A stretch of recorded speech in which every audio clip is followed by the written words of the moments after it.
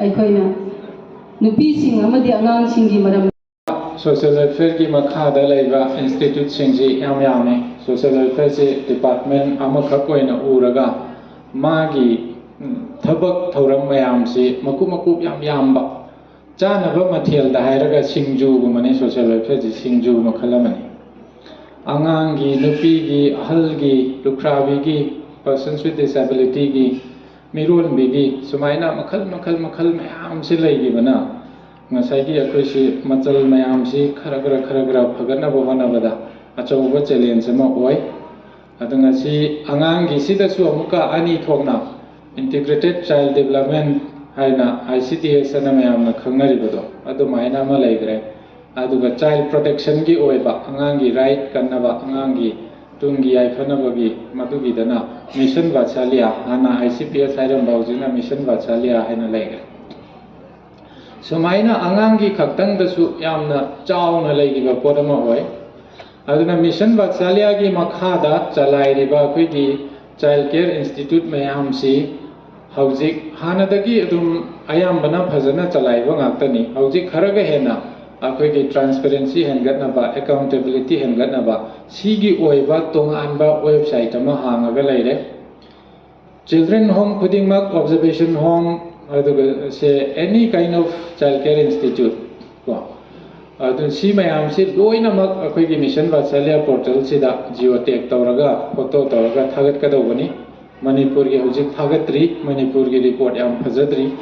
थागत्रि सी कईगिनो हाय कांदा अखोइना internet connection बेरा लेगिबदगी मसी हौदोकप कोइद्रि था अनि की ममांगदा हौदोकपनी ऑल इंडिया की ओइना मणिपुर अखोइ मनिंग थांगी अखोइ मांगजिन थाबा ngamdri मसीदा इना अपील तौजनिंगिति इंटरनेट कनेक्शन से हौजिक खरगरा पीर अबनिना सीगी डाटा मयाम से अपलोड तौजी जियोटेक फोटो मयाम थागलगा अदुना कईनो हयंग पब्लिक ना सीगी चिल्ड्रन होम जी कराइदा लेगे कईदौगे जी लोकेशन जी याम चप चप चाना थिदोकपा ngamakadoini Chumna address Irga थागतपदु खगनतबा अखोइगी social welfare की वेबसाइट तसु सोशल वेलफेयर का मरी लेनबा इंस्टीट्यूट मयाम से लोइना थागतनबा इंस्टीट्यूशन साइदना टेप अमा हापगा थमजरे तंपाक्तदी कया लेते चिल्ड्रन होम से लोइनमक सोशल वेलफेयर की मखादा रजिस्ट्रेशन तौगदौबसिदा चिंगदा रजिस्ट्रेशन तौदबा खरा यावरमगद्रा हाइबगी चिंगनबा लै अदुमक पुहै अखोइगी चिंगदा लेरिबा डिस्ट्रिक्ट चाइल्ड प्रोटेक्शन यूनिट सिंग चाइल्ड वेलफेयर कमिटी सिंगना कोइचत चत्तना थीदना हुमदना रजिस्टर तौदबसिंग तौहल्ली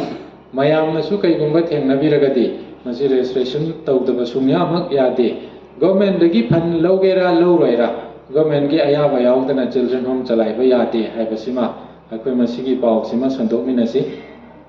अदुगा अतोपा आइना हौजिक ngasiगी तांजा से लौरगा सुमाइना चिल्ड्रन होम खुदिंगमक जुवेनाइल जस्टिस एक्ट की मखादा रजिस्ट्रेशन तौगदौबनी हाय जुवेनाइल जस्टिस एक्ट ना दिल तौगदोइसी माना यंगसलिसी अंगांग मखल अनिनी अखोइगी child in need of care and protection हाइबामा हाइदी ममा मपागी चपचाबा प्रोटेक्शन फंगद्रबा लेगाना प्रोटेक्शन पिबम थोअबा अखोइगी ngasi होमदा लेरिबा कांगु सुगुंबा अमा अदुगा अतोपा अंगांग अमना मखल अमना करमबनो हाइदा क्राइम द चेनरुरबा children in conflict with law सही सुद्रिबा अंगांग अदुगा क्राइम ददी चेनरुरबा अदु मखल अनी सिगी नैनरपा येंगपा मतमदा अखोइना CNCP की सिदा मया अखोइना खंगदबा खंगमिनबा याबा मया अमा लैरे अखोइ सी CNCP अमा हेक थेंगनबा मतमदा अंगांग जी मागी ममा मपाना फजना यंगजनबा ngamdre कईदौद्रे सुबा नोंबा चटपा कईदौबा सि मयाम से लापा कांदा चिल्ड्रन होम दा हेक्ता थंबगी चनबी मसी जुवेनाइल जस्टिस एक्ट हाइरिसी यारिकै चिल्ड्रन होम दा थंगनु होम दा थंबजिना अरोइबु उपाय ओयु हाइबनी सिदा अखोइना खंगमिनगदबा फोस्टर केयर हाइबा मा लै फोस्टर केयर से मणिपुर दा कया तौबो उद्रि मसी मियाम प्रजागी अखोइना सपोर्ट चंगी फोस्टर केयर गा एडॉप्शन गा अंगांग योखिबगा एडॉप्शन सिदी फंगदी याम फबा पोरमनी